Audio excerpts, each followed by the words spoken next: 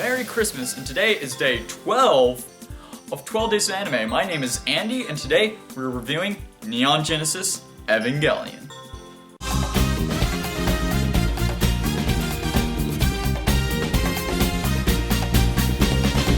Just like my review of Fully Cooley, this is another Gainax series. It is another mecha genre similar to their Gurren Lagann series. Except the difference about this is the mecha genre in this is not where it shines mainly. Yes, it does have great mecha action and, giant monsters and all that kind of stuff. But it focuses around the characters more or less. The psychology, the sociology along this series. It was created by Hideaki Anno, which he kind of was going through a tough time, so he poured his emotions and his ideals into this series. Yes, it is kind of low budget for the time because it was just on a whim that they decided to create this series. But the series in general is so much more. And Hideaki Anno, he says that this series is just nothing, that it has no meaning, as in art has no meaning towards the creator. Yes, you can see very different philosophical views, religion aspects in this series. But let's get to the real point of what Evangelion is. This mecha series is based around these children who are able to pilot these mechas called Evas. These Evangelions, okay? They are having to protect the world from these creatures that are called angels, which is kind of weird because when you think that the angels would be their saviors. So instead, they're having to protect the world from these angels, these giant monsters that they usually face in every other episode or just every episode depending on how far into the series it gets.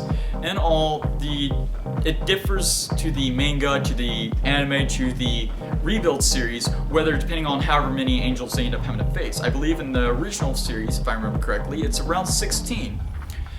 And the idea of it is it starts to bring in religious views or religious ideologies from like the Bible and everything and other types of religious ideals, such as the Dead Sea Scrolls and the Tree of Knowledge and the Tree of Life and all these different kind of aspects, while trying to infuse science into these ideals of religion.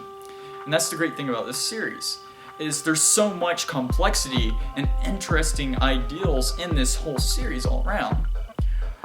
Although, it doesn't really shine much for characters due to the depressing fact that these characters are so depressing that is just so terrible to, like, you can connect with them, but you just feel so terrible having to put up with them. Like Shinji, on the other hand, he's the main protagonist in the series. He drives Evangelion Unit 1, and he just whines and complains throughout, but he does have his good reasons and good factors for being his depressed and whiny self.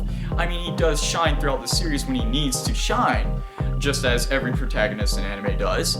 And the other characters have their own unique emotions, and it kind of brought forth the more ideal things such as Yandere, Kundera, or however you pronounce those words. There's different classifications of female characters nowadays in animes, which was a big deal in Evangelion. For instance, you have Asuka. She would be considered a tsundere because she is like, on her outer bit, she's kind of like a bitch, she's mean, she's feisty and all that. But deep down, she is wanting warmth, compassion, someone to care for her and to treat her as though she was an actual adult. But she does not get that satisfaction due to the factor that she is a child that is of the age of 14, having to go through this effect of piloting these robots to save the world, literally, which is a lot of pressure on these children. Then you also have your characters such as Masato and all the people who were part of NERV. There's different organizations, NERV, and then beforehand it was considered Coherent, but that's all in this series that I don't want to spoil about it. It has such a unique story, and it's kind of like Fully Cooley where you have to rewatch it again to get little aspects out of it, whether it's ideologies or just, different kinds of views. And sometimes it's just nice to see the artwork for the time it was. It was a 1996 or 94 anime, I believe. And it was like, yes, it was low budget, but during the fight scenes, that's where they poured the most amount of their budget into is to get the fight scenes to look so fantastic.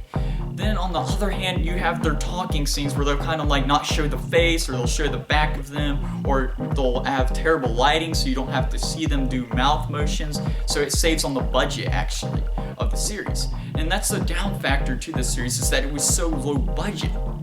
Yes, it did end up having a movie, which is a crucial part of this series, and I will also go on to, is the end of Evangelion.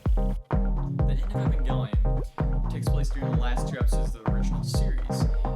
As the last 2 episodes are taking place within the thoughts of the certain main characters, Shinji, Asuka, Rei, and Katsuragi. This movie is taking place on the outside of what's actually happening to Nerve and everything, which comes to a final conclusion to all of the different organizations' plans as what they're going to be happening towards the Dead Sea Scrolls, or what they're going to use the Avis for, or what their actual plans truly are. And the end of Evangelion, you have to watch with the actual original series in order to get the full quality of Neon Genesis Evangelion as a whole. I would say that Neon Genesis Evangelion is not for everyone, but it is for at least a one-time watch for everyone.